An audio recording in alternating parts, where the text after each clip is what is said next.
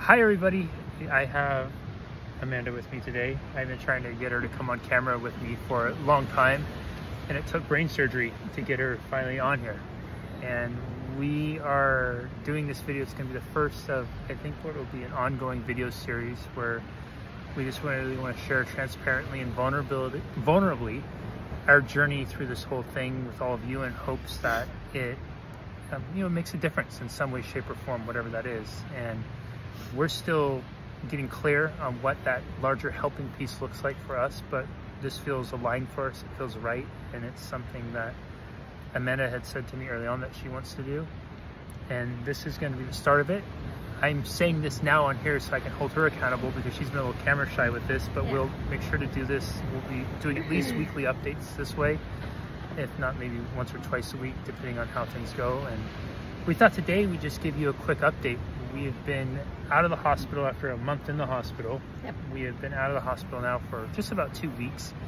And what have been your 3 highlights for being home so far? Oh, well, without a doubt, got to see the cats. Number 2 is the surprise party that I sincerely had no idea that was being planned. What surprise party? What surprise party? It was incredible. I got to see so many of my family and my friends, and it was just incredible. It was really nice to be home and in my own space and being loved on as much as I can by the people that I love. And then, did you say there's 3? 3. That was 2. What was the question? What are the 3 things that have been a highlight for you since you've been home? Right. Cat surprise party, and I would just say so much time with you. Really? Well, yeah. I mean, I've never been unemployed, so I had a lot of time. I have to tell everybody too, the surprise party, I was really proud of this.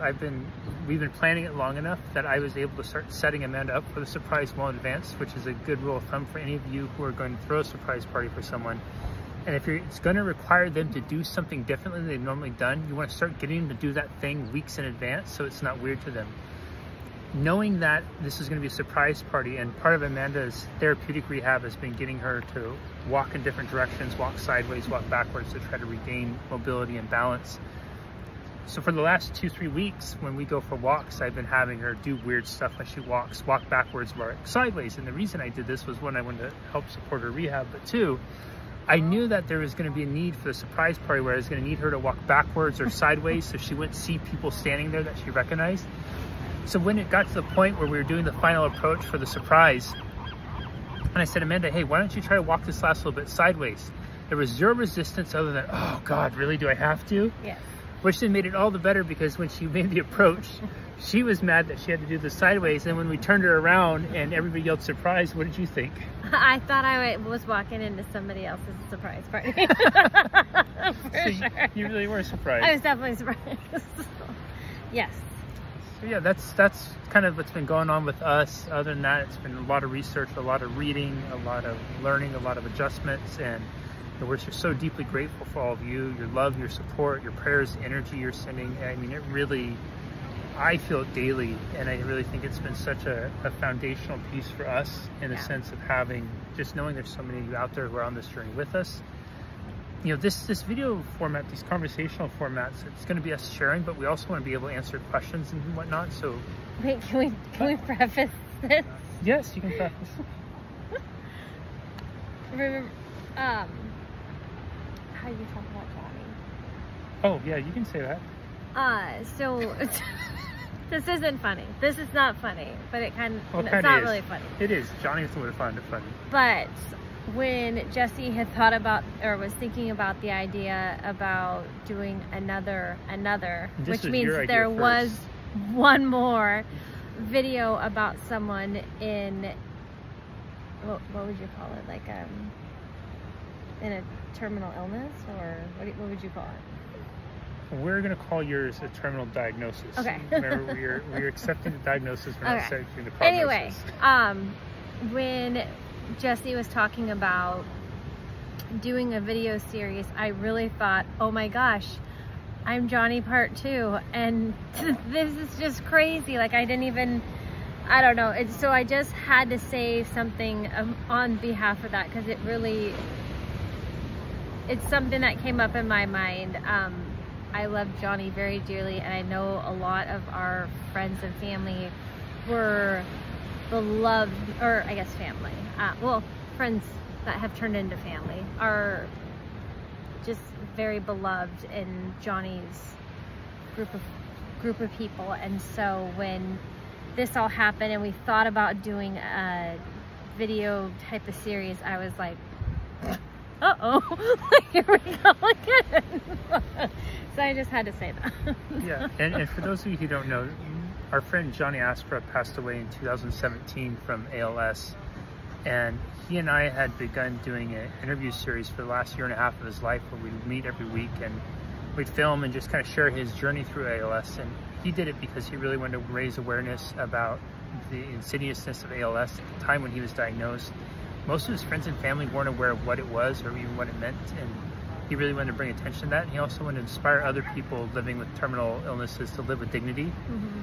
And we called those video series the Conversations with the Epicurean Cowboy, because John's business, when he was able to work, was called Epicurean Cowboy Catering. He was a cowboy chef. When Amanda was about just a few hours into this whole thing, she looked at me from her hospital bed, and it could have been the drugs she was on talking. She said, I want to do a video series like Johnny. I said, we could do a video series, but it is not going to be similar to Johnny, because this is going to be a healing journey. And that is what I choose to believe with this. But in any case, this is going to be, that's our disclaimer. Yes. Amanda wanted to make sure it was out there. To our friends and family who know Johnny, you almost got to laugh at the fact that we're doing round 2. It's not round 2. We're going to disagree on quite a few things probably over the course of this, but whatever it is, we're going to show up. Our commitment to doing this is show up from a place of transparency, honesty, vulnerability. We'll laugh together, we'll cry together, we'll laugh some more together, we'll make light of, maybe some situations that are hard, and we'll go through the whole thing. And also, because this is going to be a format we're figuring out as we go, if any of you have questions, you can submit them, put them in the comments, and we'll definitely whirl through questions as we go along. You have anything else? No, I think that's good. That's good? Okay, I think we're good. Thanks everybody for being with us on this journey, and appreciate you sticking with us through this video. And as always, thank you so much for all the love, support, prayers, well wishes that you've been sending our way. We feel them, we receive them, and we are so grateful for them, as we are so grateful for you.